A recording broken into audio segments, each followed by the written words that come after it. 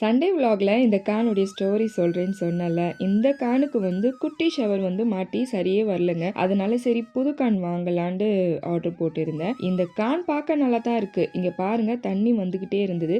சரி ரிட்டர்ன் போடலான்னு சொல்லி கலெக்டினாங்க, உடச்சிட்டாங்க. ராஜதந்திரங்கள் அனைத்தும் வீணாகிவிட்டதே. இன்னும் பயிற்சி வேண்டுமோ? கலெக்டர்ன்னு சொல்லி இன்னும் டைட்டாக முறுக்கிட்டாங்க. பாதி தான் வந்தது, மீதி செவத்திலே வந்து மாட்டிக்கிச்சு. நமக்கு எதுக்கு அந்த வேண்டாத வேலையெல்லாம். காலையில் பார்த்தீங்கன்னா சாப்பாடுக்கு தோசை இட்லி இப்படியே தான் போயிட்டே இருந்தது. அதனால் கொஞ்சம் ஒரு ஹெல்த்தியாக இருக்கட்டுமேன்னு சொல்லிட்டு இந்த மோஸ்ட்லி நட்ஸ் இருக்குல்ல, இதுதான் சாப்பிட்டோம். இது கூட வந்து நாட்டு சக்கரை போட்டு அப்புறம் டேட்ஸும் போட்டு சாப்பிட்டு பாருங்கள், அவ்வளோ டேஸ்ட் நல்லா இருக்கும்.